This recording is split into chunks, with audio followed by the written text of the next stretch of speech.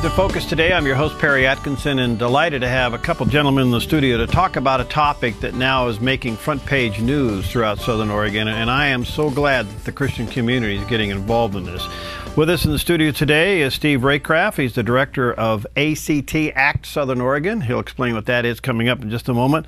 And also Pastor Duane Stark is with us, and he's with Global Outreach at River Valley Community Church, and a candidate, by the way, for the 4th District State Representative. So I understand that role. You know, politics and religion goes together, doesn't it? Just like a hand and glove. Sure does. Gentlemen, thanks for being with us. And this is a big topic when we deal with sex trafficking. We've had a lot of information come out on this, and I'm saddened to find out that Southern Oregon seems to be somewhat of a haven for this.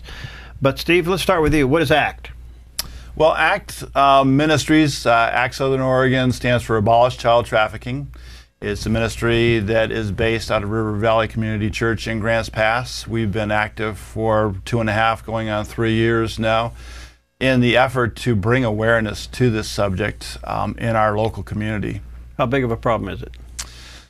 You know, surprisingly, even in Southern Oregon, it's a very big problem. I know Duane can speak to some of the issues and the numbers nationwide as well. Duane? Yeah, this is one of those issues that we wish that we could close our eyes and have it go away. We pretend, or growing up, we hear about things like this in Thailand and other places in the world. But here in the U.S., we're looking at, they say anywhere at the low end of 100,000 children, high end up to 300,000. That's, if you take Autzen Stadium, 54,000 people, packed full, that's every person in Autzen Stadium twice. At least that many children are being trafficked here in the U.S. Wow. People think that, you know, is this really an issue here in small communities like Southern Oregon?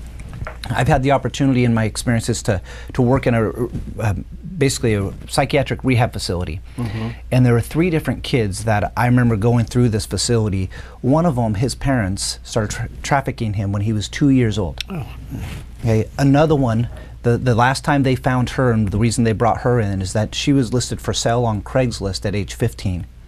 Another girl, age 16. This is all here in Josephine County, Jackson County area. Another one at age 16. She ran away from home, bad choice, got drugged, and they found her about a week later, and some men had kept her drugged over at the coast and had been trafficking her while they were there. So it's a very real issue here, and even in small towns like ours. Well, so what do you want to do with this, Steve? What's the program you got going here with ACT? Well, our constant mission is awareness. What we are aiming to do is to make this issue one that flies above the radar, that people know about more and more. And once the understanding is out there of the type of issue we're dealing with and how important it is and how it affects our local community, we want to be able to bring it into our schools. We want to be able to protect our kids by educating them, by training our educators, parents, youth group leaders. Is there an event for this? We have several events during the month of January. January is National Human Trafficking Awareness Month. In Southern Oregon, we have designated it as Child Trafficking Awareness Month. Okay. And the county government here in Jackson County, as well as Josephine County and the city of Grants Pass, are issuing proclamations. Those will be issued next Wednesday during the regular business meetings at all of those government meetings, both here in Medford and in Grants Pass. Now they can go to Southern Oregon, or excuse me, actsouthern.com to get more information. That's actsouthern.com to get more information. I do want to mention too that at the high school this week, Grants Pass High School, the leadership group has taken on ownership of this. They're having events in school all week long. They're also, we're having at the Grants Pass High School Library on Thursday evening, Rebecca Bender, who is a survivor advocate from Grants Pass, who grew up in Grants Pass and graduated Grants Pass High School, was trafficked and then was rescued out of trafficking, will be speaking, and there'll be a film at 6 p.m. at the high school library on Thursday. Well, what's the normal or the scenario? What happens? How does this occur? Duane? Well, there isn't really a generic. We tend to think, oh, these are runaways that are making bad choices, survival sex type things. Right. And sure, it happens in that occasion, but you'll hear from Rebecca's story and other people that anyone can be susceptible. And it starts out with, most of the time, there's a grooming process that takes place.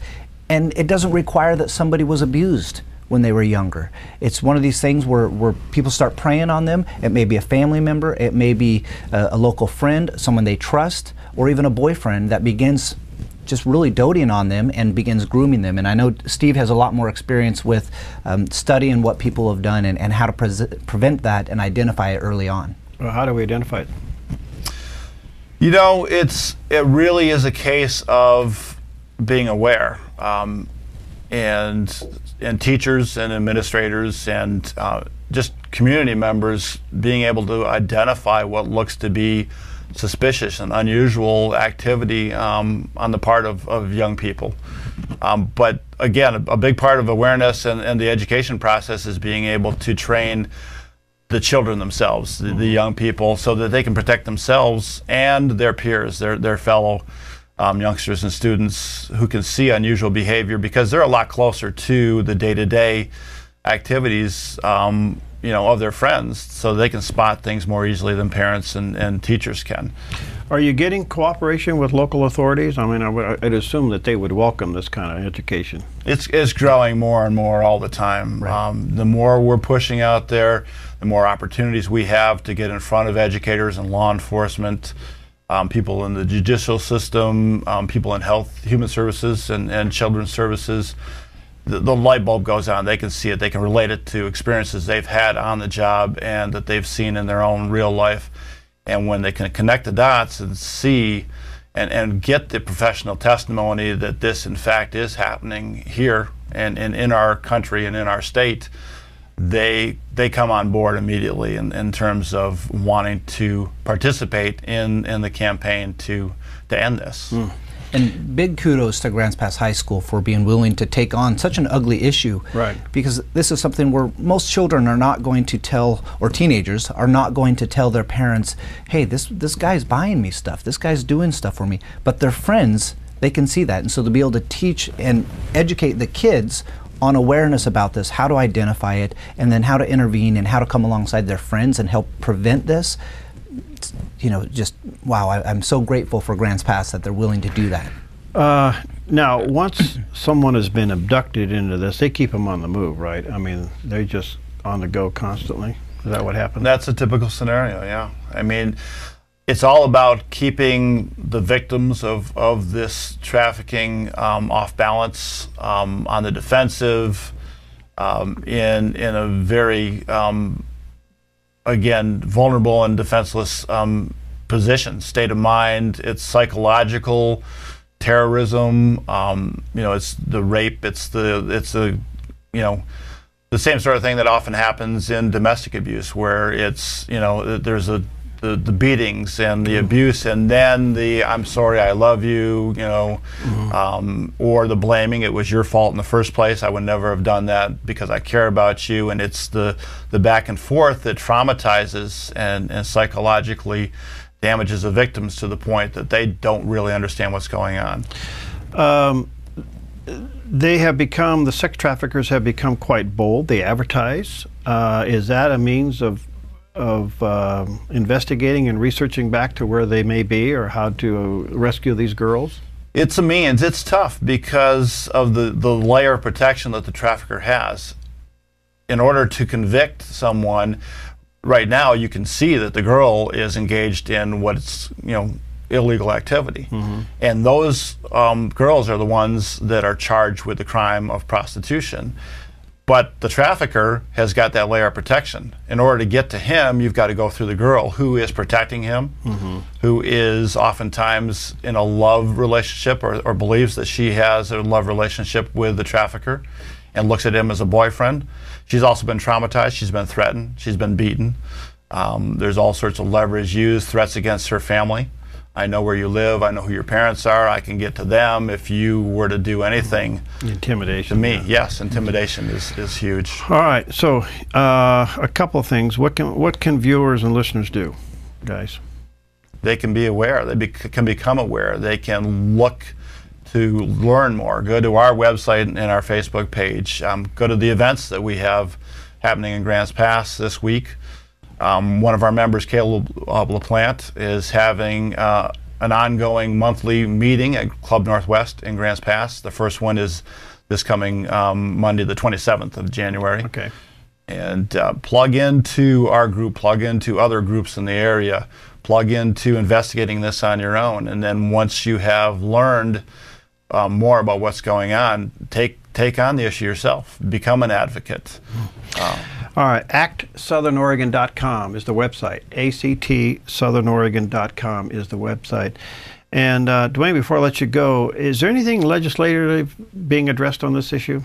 Well, I know they addressed some things. They toughened up some crimes this last session.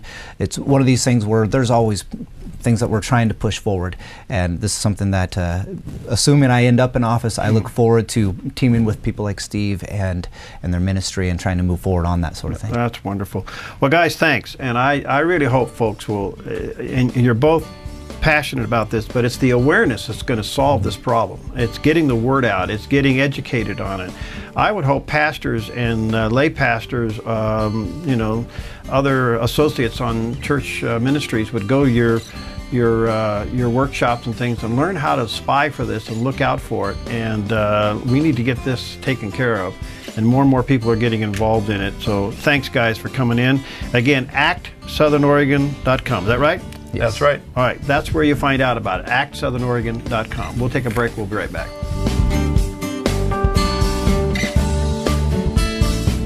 Hi, I'm Paulina, and I work at theDove TV. Did you know that when you support theDove TV, you have a profound impact, not only in our community, but around the world?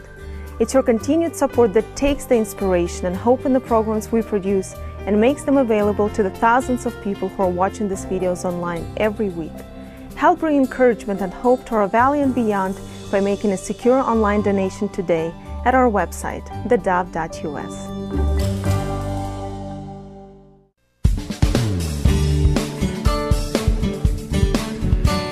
Well, welcome back. Delighted to have in the studio with us our own Steve Johnson. Hey! And as you may or may not know, Steve went to Ecuador as a guest with Samaritan's Purse to witness the shoe boxes that many of you get involved with, called Operation Christmas Child. And every year, starting about October or so, you get these little shoe boxes and you fill them out for a boy or a girl, depending on the age. And Samaritan's Purse, Franklin Graham's group, gathers, I think their goal was 10 million this year, was it? Well, it could, yeah, it's actually 9.8 million, okay, to be technical about it all. Okay. And that has been the goal. You know, this has been ongoing for like 20 years now, and this Right. is like the 20th anniversary, and they've given out 100 million of these shoe boxes. And, you know, what's kind of nice is on our end of it, we see where the boxes are being made, and then they're shipped off, and then you don't see much to it. But let's go through kind of the chronology of what happens. Okay. People will take a shoe box home, and it could be a plastic one, or it could be the cardboard kind, and then they put different gifts in it for boys, for girls at different ages. So they've got the age groups and all of that. And just in our area alone, we had about 8,000 boxes that were expected to be given out. And I know that Medford, the Dove had been the main spot for quite a few years, right? Yeah, we couldn't handle it anymore. And so now the Community Bible Church is doing that. And then the boxes continue to be, they're boxed up, they're put into a truck, and then they're kind of, we don't see them. You know, and then you're wondering, well, what actually happens from there on out? Right. Well, this is where my trip was able to come into play, because they actually, Samaritan's Purse contacted you, right, saying, would you like to go on this trip? Yeah. So why did they, I still don't know the answer to that. Why did they contact the Well, Dove? we were one of the media outlets in the country that really got behind it and supported them. And we have for years, and we had become one of the drop-off points. And that relationship has grown. And they wanted to send somebody. They called me, and I couldn't go. And I said, well, I'm not really the guy to go anyway. You're the news guy. You should go. And so Steve went, and of course, Samaritan's Purse paid for everything. But they wanted you, Steve, and our viewers and listeners to witness what goes on. Yeah. Okay, well, let's pick it up from here then. So the boxes are prepared, they're ready. Yeah. They've gone through and they boxed up the boxes in bigger boxes to be shipped off, and then they truck them away. Well, my trip then picks up from there, where we flew to Ecuador and flew into Quito, which is the biggest city, which is an unusual one. It's like 5 miles wide, about 20 miles long. Wow. And it has several million people in it, so it's one of the big spots. And those of us who are in the media who they asked to work with them, were able to be bused to some of the locations where the kids were. Now, we went to 2 schools, and they were public schools, which, again, I find this fascinating. Ecuador is a socialistic country, and yet we were able to go to 2 schools and give out shoe boxes to them.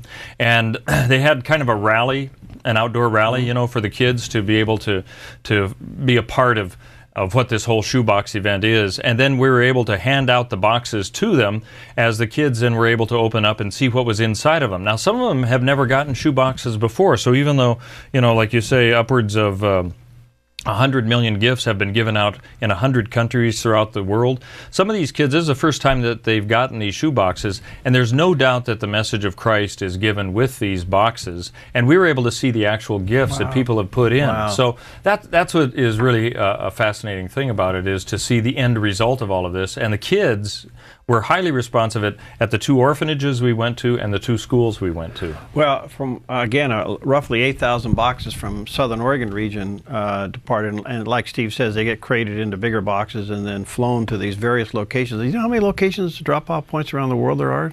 Well, they're in 100 countries, and we went to 4 of them, and they were small ones. I mean, some of the schools had maybe 200 people in them. 200 kids, but then some of the orphanages had like 40. So it's hard to tell just how many of these different drop-off points there are, but you can imagine how organized this has to be to get the boxes to them. Not only is that some of the first times that these children have ever received a Christmas present, but I think you were saying 2 of the men that were kind of like your guides were part of the program as a result when they were younger getting a box. Yeah, they were in their early 20s, and they told us, and I mean, you could tell that this was not anything contrived. This is really what they felt. When they were younger, they didn't know anything about what this whole thing was about.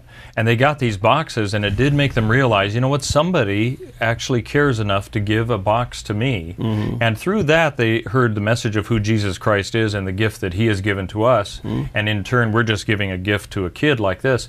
And both of them became Christians as a result of this. Now, I find that fascinating because sometimes you see these types of events taking place and you wonder just how much of an impact does this have on a kid's life. Well, I think it's probably, we know of these 2, who knows how many more have been impacted by this. One thing I want to say is that with our trip, they normally don't let those of us in radio and TV go along with them. They normally work with local agencies, just it's a whole lot easier and more efficient to do that. But with our group, they had a group of clowns that were volunteer clowns who were able to go with us and kind of break the ice for the little kids. So the clowns had I don't know Spanish, but they have a message of Christ with the music they were singing, the skits they were doing, and everything else.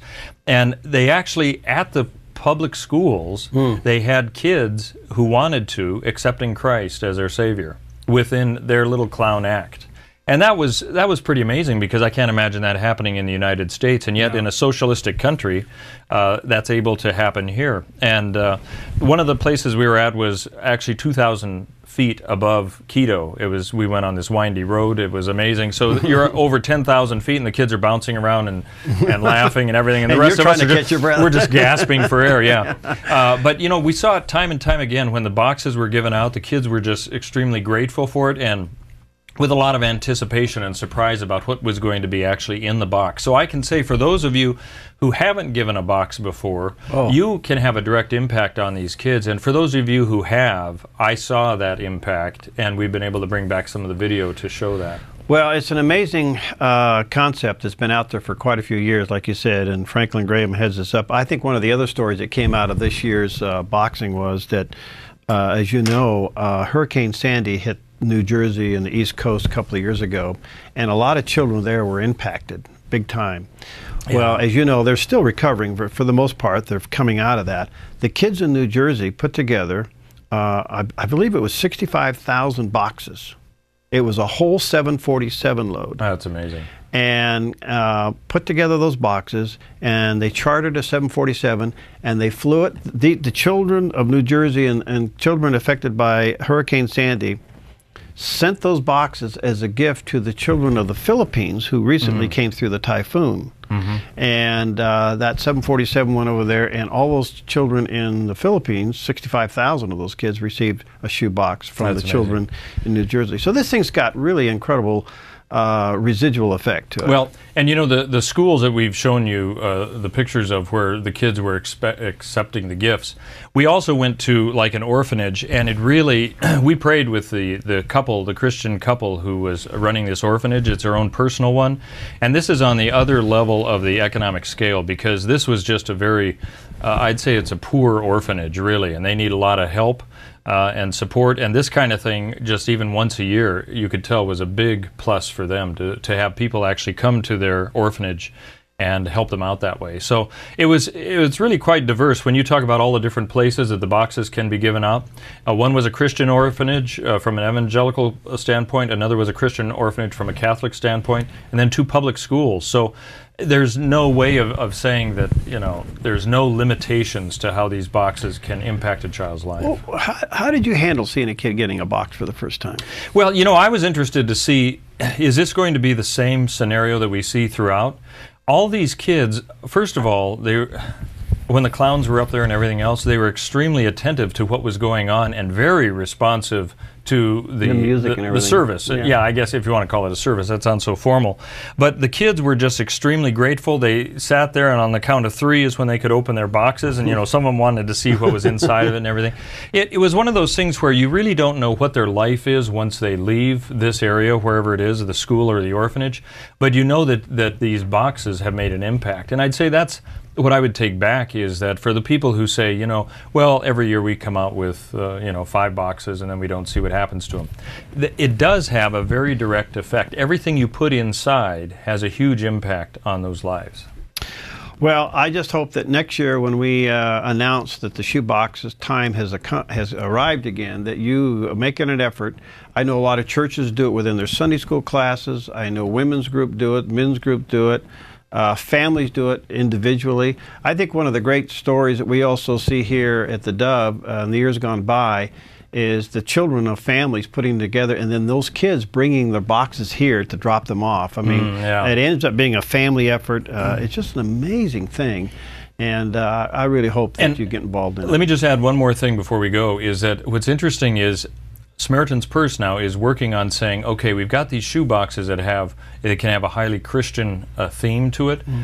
How can we get into areas where that may not be as welcomed, but we still want to be able to have an impact? So they're coming away with their own shoebox area where you donate money to them, and they're able to put in gifts that are not offensive. For example, if you go to an Arab area and they don't like pork, to have a toy pig inside could be seen as offensive, and that kind of thing. So they're just being very sensitive that way, but what they're looking at are more opportunities to do exactly that, to impact lives in another way. So there's all sorts of shoebox opportunities. Well, 9.8 million, and I think this 20-year marked also 100 million from the beginning that they have distributed. You just do the math on that and how many kids have been impacted, and then to see it played out with 2 boys in their 20s who have investigated what the Christian message was all about. Well, Steve, great. I'm glad you took a few moments to share that with us, because next year it'll even be bigger, huh? Yeah, well, I'm sure they're expecting that. Yeah. All right. All right, we'll take a quick break. We'll be right back.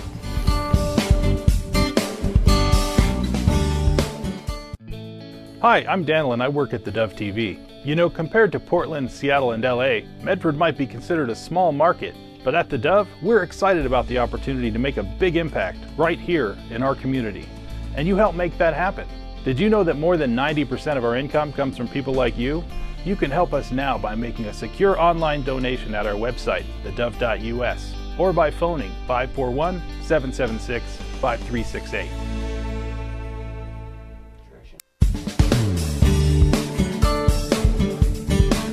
Well, today on Focus Today, I want to welcome to our show Gwenne Alexander. She's the Executive Director of Action of Pennsylvania, and Action stands for Americans for Christian Traditions in Our Nation. And it's an organization focusing on protecting those traditions and electing people who will protect those traditions. So Gwen, what a delight to have you. Where are we Skyping you in from? Hey, well, from Pennsylvania, right outside Philadelphia. I'm in Westchester. Are you snowed in? It's a little icy, rainy, icy, cold. Oh, nice to have you. Tell us about Action. How'd this come about? Hey, Perry. Well, thank you for having me on. And you know, everybody kind of stumbles over that acronym a little bit. So it is Action Americans for Christian Traditions in Our Nation. And, really, basically, the acronym says a lot about our organization. We are a pro-life organization. We support Judeo-Christian values. And we found out that over 75% of Christians do not vote, not even in a presidential election. Mm-hmm. So that is very, very key to a lot of elections. And we've also found out, statistics say that the reason that more than 75% of Christians don't vote is because they don't have an understanding of the issues, they don't have an understanding of the candidates, so they just don't vote. So Action exists to inform people, educate people, really to make it easy for Christians. We know that people are busy, aren't they? Yeah. Well, we also know, and some of those numbers that you're quoting there, that if Christians would increase their voting turnout by 20%, we take just about any election in the country. Absolutely. We've heard this over and over. If we can just get out the Christian vote, we can change an election. So actually, Action has been pretty successful at getting out. Actually, we have been more successful at getting out the Christian vote than any other organization that we know of. So we focus on grassroots. And that's really the way to go, Perry. I mean, you need to think about how do you get Christians out to vote? And so we talk about having church contacts and having people in different churches. And those people need to get out the information about the candidates and about issues. How big is the lie of the myth of separation church and state been in getting Christians to vote because pastors are afraid to touch it? It's huge. It really is so huge. The pastors are afraid, and I think there's two things that they're afraid of. Number one, I think that they are afraid that they're going to lose their 501c3 status, so that's really, really huge. And, there's another area where they might be afraid that, well, maybe I'm going to lose some of my congregation. Maybe they won't agree. Maybe they're not there yet. And so I think that some of them are really afraid. So that is a huge part of it. All right, we're in an election year. The holidays are over, and I think all the campaigns probably crank up today as we head into the primary season. What are your goals for this upcoming midterm election? Okay, huge. Okay, I will reiterate, grassroots, grassroots, grassroots. Really, really important. Of course, here in Pennsylvania, we have a statewide governor's election. Of course, all of our congressmen are up for election. All of our state representatives are up for election. And all of that will be very, very important. And we will be involved in all of that. But the key for us is grassroots. There is a position here, and really all over, county committee people. They are such an important part of the process that we encourage Christians to be involved in the committee people and to run for this position. One thing that they do that's so important is that they help establish the foundation of their party. Wow. That just right there, they find and recruit candidates.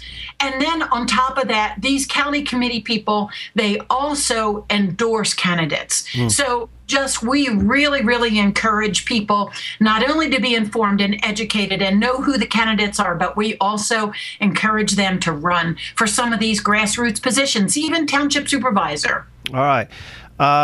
It's also legal for pastors to do voter registrations, and I think maybe you want to emphasize that point. We encourage all of our church contacts, and we give them the registration forms and absentee ballot forms, and we give them the dates. This is when you need to do a voter registration drive in your church because of the deadline and all of that. So we encourage that. Now, what we do encourage is that you need to keep a good relationship with your pastor. You're not trying to do anything behind his back. So we always encourage our church contacts, go to your pastor, sit down and talk with him, tell him why this is, you know, a burden on your heart and what you want to do. And so don't just one day set up a table in the lobby of the church and try to do registration, but go to your pastor. So we really do encourage you to do that. But as well, there are, you know, things that we put out information about issues that is nonpartisan. We're just telling you, hey, there's a bill here that you might want to be concerned about. This is what this bill is all about.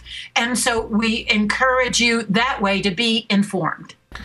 Why do you think the turnout's so low, especially during a presidential election? Okay.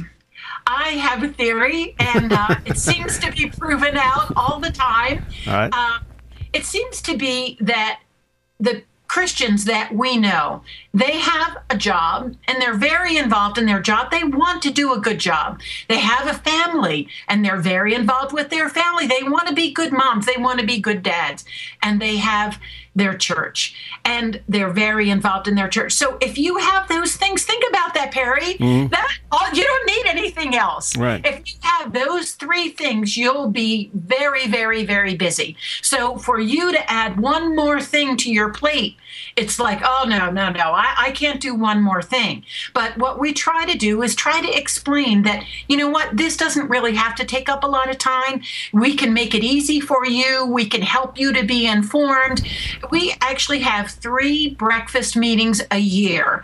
And one of them comes up here in January where we discuss what's coming up. There's a governor's race. There's congressmen that are up for election. We have candidates there. We talk about issues from a Christian perspective. And then we have 2 other breakfasts, one right before our primary and then right before our general election. Just, hey, we're going to give you the information that you need so that you can be an informed voter. That's wonderful. Do you think the current condition of the country and some of the messes that we're now challenged with, and you know, I'll just be quite frank, Obamacare being one of them, and some of the other scandals that are going on, is that working in our favor, that people are waking up and saying, wait a minute, something has to change? You know, I guess I can say I certainly hope so. You know, Dr. Dobson, you know, that quote from Dr. Dobson saying, you know, how when Christians retreat and how, you know, we default to people who can and do promote immoral and destructive policies, you know, that's really, really true. So I hope at this point that people are starting to wake up and say, wait a minute, this Obamacare, this isn't working out. Some of these policies are not really working out. So that's our goal, to make sure that they are aware, because like sometimes I say, you know, the job, the family, the church, and they're not paying attention. So we want to make sure that they understand what's going on. All right, let me take a break here. When we come back, I want you to deal with a question, and that is, do you think Christians today see their Christian responsibility to include civic responsibility? You know, if we don't see this as a Christian virtue or even a Christian responsibility, then it's like pushing a rope uphill. Exactly. We'll be right back with Gwenne Alexander in just a moment. Hi, I'm Paula, and I work at theDove TV. Every day we get letters and emails from people who've been encouraged, blessed, and challenged by the programs on theDove TV. But we couldn't do it without you. Did you know that more than 90% of our income comes from people like you? You can help us continue to bring inspiration and hope to our community by making a secure online donation at our website, thedove.us, or call us at 541-776-5368. Okay, we're back, and our special guest today is Gwenne Alexander. She's the Executive Director of Action of Pennsylvania. Action stands for Americans for Christian Traditions in Our Nation. And those traditions certainly are under attack, and the best way we can protect them and value them and advance them is to make sure we get good people elected. And as we were going into the break, when I asked the question, do you think Christians see as part of their spiritual duty a civic responsibility? Well, Not always, let's say that. I really think that it does need, like you were saying, it might need something to wake them up, to really get them to start thinking. And we've had a couple of those things recently, and even locally here in Pennsylvania, we actually have a register of wills who has defied the law and decided to give marriage licenses to same-sex couples. So, you know, I think maybe Christians might need a couple of those things to just kind of wake up and say, hey, I think I need to pay attention here.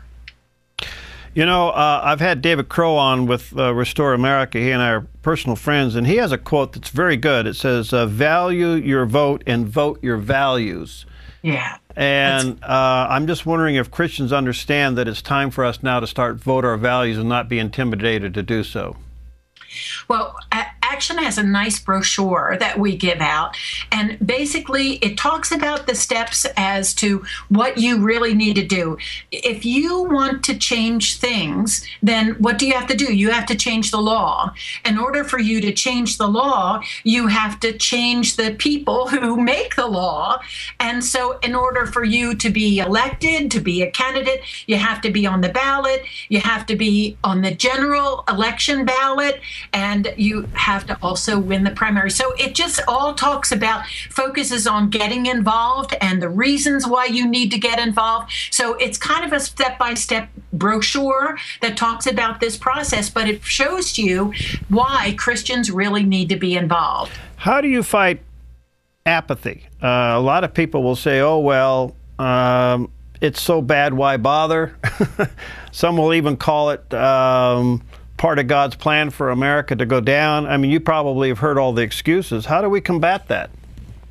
Okay, well, we do go back to the success that we have had and show them that when Christians are involved, that we can make things better and elect Judeo-Christian candidates that support those values.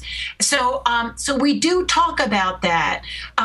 Sometimes there's not apathy. Sometimes there's anger. Well, I voted, and I've always voted, and I voted the right way and everything, but it still didn't help, you know? So I think that there's goes from one extreme to another. It could be apathy, and then you could really have really true anger. But you know what? We just really need to focus on what we need to do. I mean, I've always felt that we just need to do, you've heard this expression over and over, do everything that you can, okay? And as if it depends on you, but pray as if it all depends on God. Right. Well, we're in that time where we have to realize this may be a marathon, not a sprint. Do we have the patience to say, all right, we're going to win a few and lose a few, but we got to stay at it? We absolutely need to stay at it. And, you know, in every area where an action chapter exists right now, the county political structure has changed, has been transformed, and to reflect candidates that support Judeo-Christian values. We have done it over and over and over. And so now we're broadening into all of the counties in Pennsylvania, and then what we want to do is be a model for the country. Well, I'm very passionate about this myself. There was a time on my radio talk show where I would ask a caller, did you vote? And if they didn't vote, then I didn't think they should have a voice. I've since mellowed a little bit, but but I mean, that's basically what we're saying, isn't it? That is it. I mean, I do say that myself, Perry. I say, you know, look, you cannot complain if you're not going to be involved, if you're not going to vote. I don't want to hear your complaints because we work so hard. So, but the ultimate vision and goal of Action is to have that chapter in every county in Pennsylvania and become that model for the nation. And the benefits will be better leaders, and will be better laws, and just better lives for all of us. And we are committed to informing Christians and encouraging them to get involved and motivating them to vote. So anyway, we do that through our experience, through our commitment, and through our leadership to do better than any other organization. You know, Gwen, it would seem that the attack on Christians and Christian values has never been more prominent as today, that alone would be a motivator for us to defend what we believe and know to be true. I agree with you, Perry. I do think that some, like you say, are maybe apathetic, or maybe they're not paying attention or whatever. So that's why we exist. We're trying to get that information out so that you kind of know what's going on. And Perry, we have webinars, we have monthly webinars, we have those 3 breakfast meetings a year, we have information, we have emails going out a lot, and we also have just information going out through our church contacts. So are you looking for somebody? Are you looking for somebody to set up an Action of Oregon? Absolutely, we certainly are. Are you the one, Perry? I'm not doing anything between midnight and 4 a.m. Well, that's plenty of time, I'm sure. All right, so if people want to get involved, what do they do, Gwen? Well, the best way is to go to our website. Our website is actionofpa.org, and we would love to have you go there. You can register for our emails. You can sign up for webinars. We just really encourage you to go there and get information. All right, come back to some of these statistics. And you said 70% didn't even show up in the last election. I mean, that is inexcusable. Absolutely inexcusable. And, you know, we're just trying to make it easy. We are actually now working on a brochure and something for our website so you can see where candidates are voting. So we're just trying to make it really easy. You don't have to do the research. You don't have to, you know, follow what's going on a day-to-day basis. But at the last minute, right before you vote, or the weekend before you vote, let's go to the website. You can go to one of our Action Breakfasts if you're local around here, and you can get the information that you need in order to be informed to vote. Do you sense a pushback in America? Well, that's kind of funny, because everywhere that we have started an action chapter, and I already told you we've been so successful, but it doesn't start out that way, Perry. There is definitely a big pushback, especially in the beginning when they're not used to having this Christian influence and these people kind of informing them and encouraging other Christians to be involved. We're like, I remember one time I went to a meeting. We have these meetings with like 450 people that are really the committee people. And I remember one time a woman coming up to my face. She was maybe an inch away from my nose, and she shook her finger in her face and she says, we don't like your kind of people around here. So is there a pushback? Yeah, that happens too, Perry. Yeah. Believe me, I'm well aware of that. Well, Gwen, this is really exciting and quite challenging. And now we're officially into this midterm election. And the various states, I think Oregon's one of the latest ones. Our primary's not until June. When is yours? Ours is May. So, and this year... ours is May too. Excuse me, May. I'm sorry. Yeah, ours is a little bit later. We always move it up for a presidential election, but we don't move it up too much that we're really a player. We move it up to April, but in these elections will be later in May. So, all right. This is a midterm election, which notoriously is even worse than a presidential election. However, in 2010, we saw a significant turnaround in the House of Representatives. So this could be a huge election, both in the House and the Senate, from the national standpoint, and even throughout the states. Exactly, and we're hearing that there's good possibility that we'll be able to pick up the Senate in this midterm election. So we'll just see. I think Perry, it all depends on the Christian vote. As you gave statistics earlier, I mean, we could change an election just by getting Christians out to vote. One other question. Do you see a movement among pastors to understand this issue? Well, we have a friend that we work very, very closely here in Pennsylvania. We have a Pennsylvania Pastors Network, and it's run by Sam Rohr, and he does a great job. Yeah, I've had Sam on. Yeah, I'm sure you have. He does a great job at really trying to inform the pastors, encouraging them to just really be willing to take a stand. So we work closely with him. He kind of reaches out to the pastors where we're trying to reach out to the grassroots, to the voters. All right. Where do they go? One more time. Give the website. is actionofpa.org. And then on the left-hand side, there's, different hot links there for the different chapters. So we encourage your listeners to go there. All right, Gwen, thanks for being with us today. And let's stay in touch as things heat up as we get towards the end of the primary season and then into the general, okay? That sounds great, Perry. Thank you. Thank you. All right, nice having you. All right, Gwenne Alexander with us today. I just want to take a few moments at the end of the program and say to the many of you who responded to the Dove at the end of the year, thank you so very much. We did meet our goal. And it was a critical time for us here at the Dove to do that. As you know, after 30 years, we're finally getting our own permanent facility, and we're pretty excited about that. And a lot of prep work has to be done in order for us to be able to move in there. And part of that is architectural fees and even some structural engineering that has to be done as we renovate the building that the Lord is providing for us. So I just want to say to all of you who responded prayerfully, thank you so very much. To some, it was even sacrificial, and I know that, and I want to say thank you. Together, you have made a huge difference here at the Dove in what we are about to do and what we have been doing over these last 30 years. It's just amazing.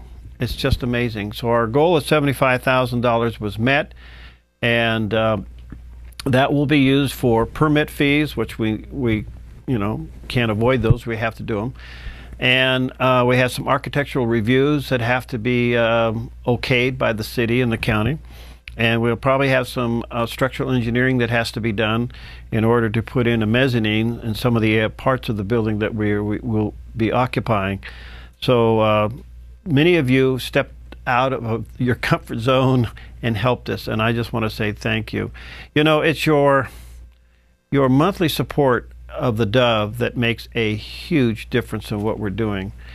Sometimes I have to look back, kind of like the children of Israel. You have to look back in order to look forward, to gain your strength and faith to move forward. And over these last 30 years, we have grown from a 1,000-watt daytime-only radio station to 4 full-time FM radio stations, 6 full-time FM translators, and by the way, 3 more will be added this year as we picked up 3 more licenses, a television station, and we have some more announcements on that coming up shortly. And it's all been done because of you and your belief in what we're doing and the impact that the Dove programming is having on people's lives. I wish you could read some of the mail. Some of it's very personal, and people respond to the programming and how the Dove ministers. And a lot of people are ministering. We know there's 3 groups that listen and watch the Dove. There are those who are active Christians and they're active in their faith. There are those, 1/3, who are discouraged. They've been hurt or discouraged. And 1/3 are non-believers. We know that by our own research that we've done. So the Dove is reaching across the board and ministering to a variety of people, and the impact of the programming is just sometimes over the top. And last month, we had over 44,000 people view some of the Dove's YouTube programming segments that we've done on the show. And so it's reaching out not only throughout Northern California and Southern Oregon and the coast, but it's reaching out literally around the United States and throughout the world. And you make that happen with your support. And there's no other way we could be on the air without your faithful monthly support. But the many of you that went the extra mile last month to help us on a year-end gift to get ready to do the build-out, which is the beginning stages of a huge project, I just want to say thank you. Thank you very much from all of us here at the Dove. God bless you all. We'll see you next time on Focus Today.